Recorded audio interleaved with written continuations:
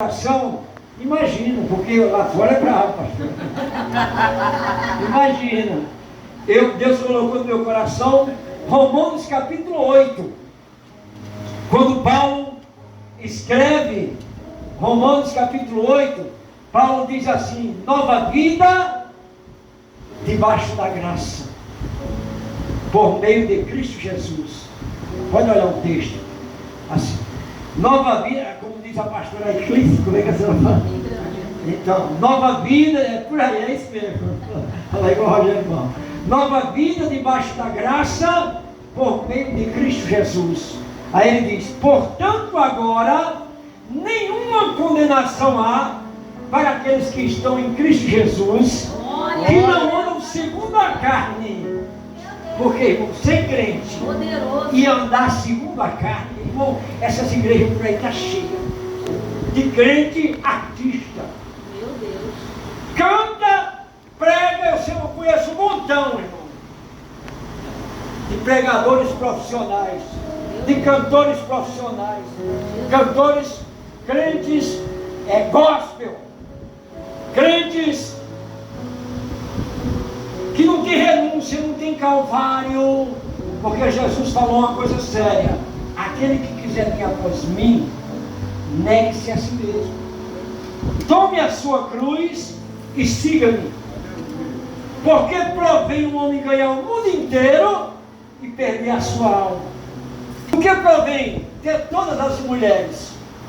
Eu não sei se eu já falei isso aqui, mas eu vou falar de novo. Tem uma música popular que diz assim: do que adianta estar no mais alto degrau da fama, com a vida, com a moral enterrada na lama? Meu Deus. O que tem de evangélico assim, irmão? Jesus.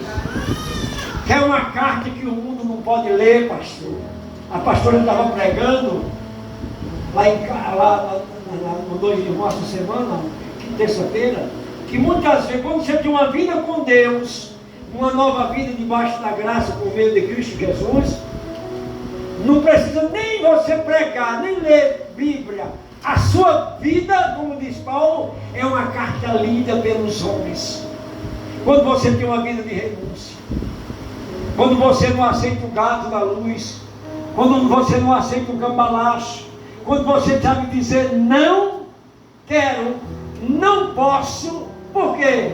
Por causa do seu pastor, por causa do seu pastor não está vendo, mas eu tenho um pastor que vê Meu tudo. Deus, aleluia. E a Bíblia diz que o temor ao Senhor é o princípio da sabedoria.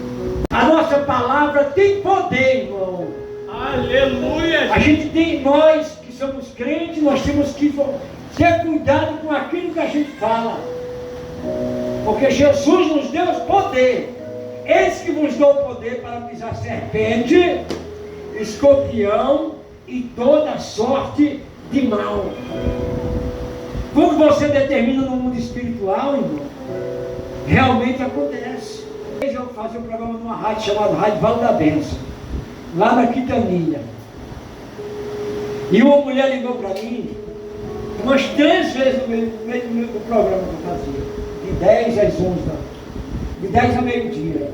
E aquela mulher ligando e perturbando, e ela dizia assim: se você não vier aqui hoje, eu vou me suicidar. Eu já comprei um remédio. Eu falei: Jesus.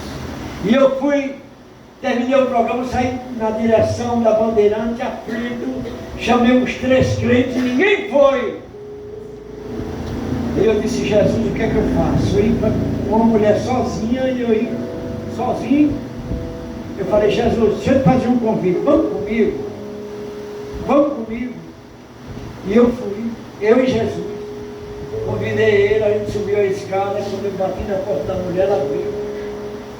Quando ela abriu, que eu botei, pastor, quando eu fiz isso aqui, ó, botei o primeiro pé,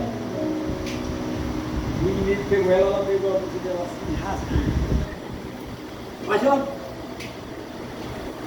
E eu comecei a ordenar em nome de Jesus, ela caiu naquele piso e eu comecei a orar, e ela foi para cima do sofá e eu comecei a orar e ministrar. E o inimigo começou a confessar porque estava trabalhando na vida dela daquela maneira.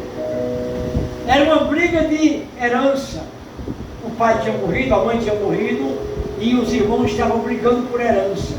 E uma irmã pegou o nome dela, escreveu o nome dela no papel e colocou dentro do caixão do pai dela para ser enterrado com ela. Para ser enterrado com ele, o nome dela. Irmão, e aquela mulher estava numa aflição terrível.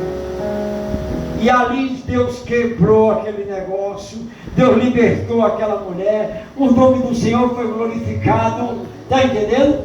Mas é preciso a gente estar debaixo da graça. Olha. Porque nós que fazemos a obra, irmão, no adversário da nossa vida, luta 24 horas, com desânimo, querendo te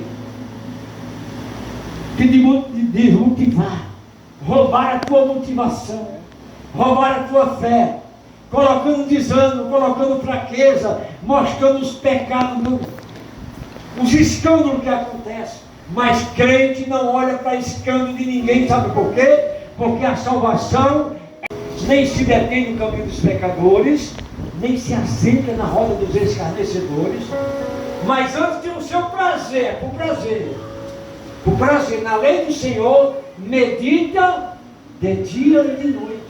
Eu sei que vocês são bons de Bíblia, vocês conhecem. Só para encerrar aqui. Outro dia eu fui pregar numa igreja e eu fiquei atribulado com uma oração do irmão lá no Garden. Eu fui pregar numa igreja e tinha um irmão que ele, no meio do culto, ele dizia assim: Jesus repreende o ladrão de mensagem. Meu Deus. Igual a pastora. Jesus.